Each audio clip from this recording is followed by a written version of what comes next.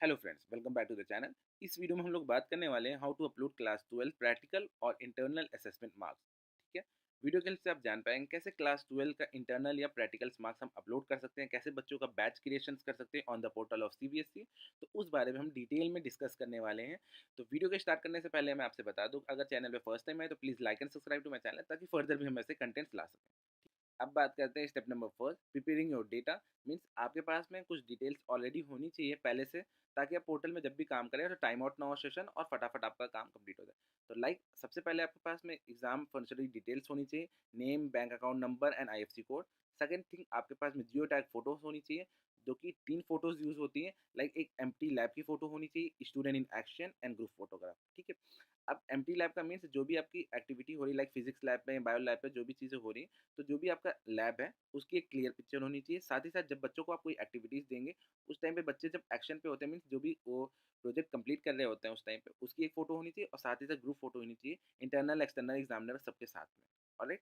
Final marks होने चाहिए जो भी आपने एग्ज़ाम्स कराए गए हैं आपके एक्सटर्नल एग्ज़ामिनर के थ्रू, तो वो चीज़ें जब इवैल्यूएट हो जाती हैं, चेक हो जाती हैं, उनके मार्क्स आप अपने पास में लिख के रख लें। अब आते हैं स्टेप नंबर 2 पे।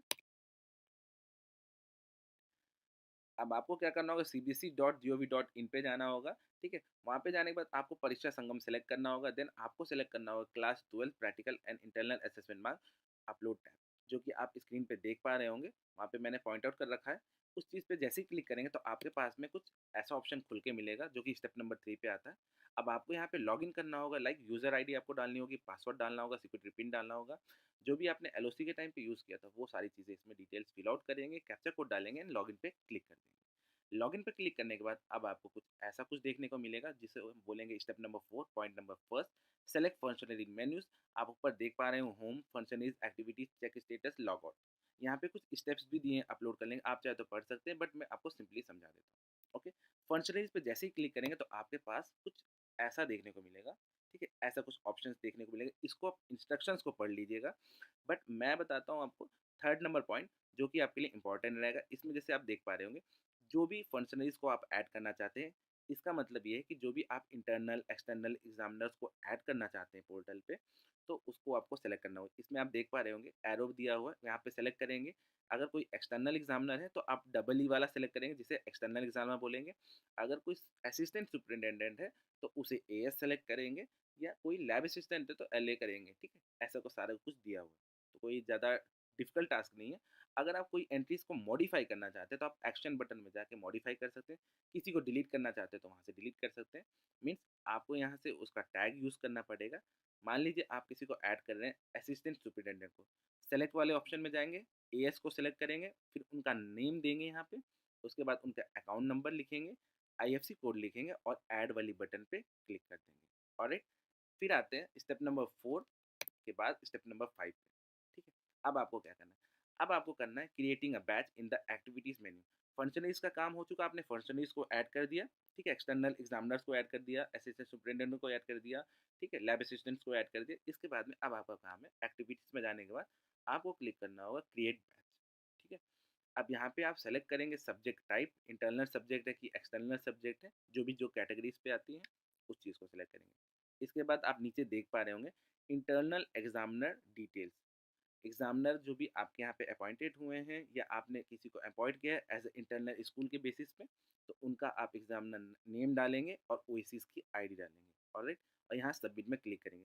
सेम थिंग फॉलो होगी एक्सटर्नल एग्जामिनेटर डिटेल्स में, उसमें भी आप वो चीज़ डालेंगे, एग्जामिनर नंबर डालेंगे या चूज़ करेंगे ऑप्शन पे आएगा। ये सेव करने के बाद नेक्स्ट हॉस्पिटल जैसे ही क्लिक करेंगे तो कुछ ऐसा आपको पोर्टल देखने को मिलेगा। बैच आईडी सेलेक्ट करनी होगी। ठीक है। बैच आईडी सेलेक्ट करने के बाद जिस दिन भी आपने डेट ऑफ एग्जामिनेशन किया, जिस दिन भी आपने बैच क्रिएशन किया, ठीक है, ध्यान रखिए उसी टाइम पे 4-5 घंटे के आसपास का टाइम होता है ये। उस बीच में सारी चीज़ें आपकी कंप्लीट हो जानी चाहिए, जो ये सारा प्रोसेस हो रहा है। ठीक है। डेट ऑफ एग्जामिनेशन यहाँ पे डालेंगे और सबमिट में क्लिक कर देंगे।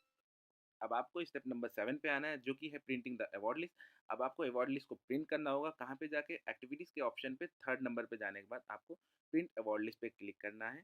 ठीक है। उसके लिए आपको बैच आईडी सेलेक्ट करना होगा, एग्जामिनर की जो डिटेल्स होंगी वो सारी चीज़ें भरनी होगी, साथ ही साथ आपको सबमिट में क्लिक करना होगा। जैसे ही आप सबमिट में क्लिक करेंगे तो फिर आपके सामने कुछ ऐसा ऑप्शन देखने को मिलेगा। ठीक है। अब सुनिए, जब भी आप अवार्ड लिस्ट प्रिंट कर लेते हैं, उसके बाद में इंटरनल एग्ज़ामिनर के साइन और एक्सटर्नल एग्ज़ामिनर के साइन, ये सारी चीज़ें आपको देनी होती है। इन सबको मीन्स करने के बाद में साइन अप होने के बाद, दोनों पार्टीज़ एग्री होने के बाद, प्रिंसिपल के साथ में शेयर करने के बाद चीज़ों को, अब आपको इसको स्कैन करना होता है। ऑलराइट? स्कैन करने के बाद में सेम एक्टिविटीज़ को आप क्या करते हैं, आप इसी अवार्ड लिस्ट को अपलोड करते हैं। ठीक है? पहले हमने क्या किया था, प्रिंट किया था, अब हमको अपलोड करना है, जिसमें कि हार्ड कॉपी में सिग्नेचर्स हैं। ऑलराइट? फिर सेम आप बैच आईडी सेलेक्ट करेंगे, फिर एग्ज़ामिनर की डिटेल्स करेंगे, सब्जेक्ट किस लिए अपॉइंट था, वो सारी चीज़ करके सबमिट करेंगे। अब हम बात करते हैं स्टेप नंबर 9 की, जिसमें है कि अपलोडिंग द लैबोरेटरी इमेजेस। जो भी आपने लैबोरेटरी इमेजेस जो स्टार्टिंग में मैंने आपको बताया था प्रिपेयरिंग के टाइम पे, वही चीज़ें जो 3 फ़ोटोज़ थी, उन सारी चीज़ों को आपको जियो टैग वाली फ़ोटोज़ को अपलोड करना होगा। ऑलराइट?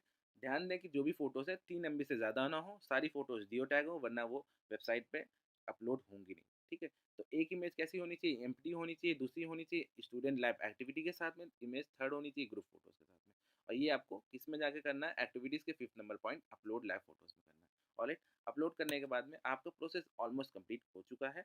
अब बात करते हैं स्टेप नंबर 10 की, जो कि है चेक द फाइनल स्टेटस।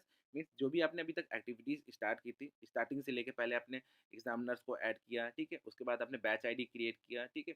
बच्चों के मार्क्स अपलोड किए, ठीक? अवार्ड लिस्ट प्रिंट किया, उसको आपने फिर अपलोड किया है, ठीक है? उसके बाद में आपने फाइनल प्रिंट निकाला, लैब से फ़ोटोज़ डाले, ये सारा प्रोसेस कंप्लीट करने के बाद में आपको चेक स्टेटस में आना है, जब फाइनल सबमिट होता है, और यहाँ पे आपको क्लिक करना है। जैसे नोटिफ़िकेशन के सामने लिखा है ना, click here to get the status refresh, यहाँ पे आपको क्लिक कर देना है, यहाँ पे आपको दिख जाएगा फाइनल आपका सबमिट हो गया है कि नहीं हुआ। ठीक है? वैसे तो ज़्यादा प्रोसेस कंप्लीट होने के बाद में अगर आपकी सारी चीज़ें वेल एंड गुड गई थी और आपने जियो टैग फ़ोटोज़ यूज़ किया था, तो सारा कुछ कोई दिक्कत नहीं आती।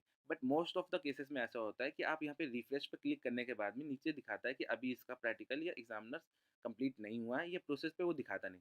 तो इसके बेसिस में आपको क्या करना है, आपको लॉग आउट करना है, दोबारा से लॉगिन करके एक बार चेक करना है। तब भी अगर ऐसा आता है तो कुछ टाइम देके मीन्स 1-2 घंटे बाद आप देखेंगे तो रिफ्रेश करेंगे तो आपका वो स्टेटस फाइनल सबमिट दिखाएगा। आई होप आपको वीडियो इन्फॉर्मेटिव लगी होगी। अगर आपके कोई भी डाउट्स हैं, सजेशंस हैं, तो आप डायरेक्टली मुझे मेल कर सकते हैं, जो कि मैं डिस्क्रिप्शन बॉक्स में दे दूँगा। अगर वीडियो अच्छी लगी हो तो please like and subscribe in your channel, ताकि फर्दर में हम ऐसे कंटेंट्स ला सकें। Thanks for watching.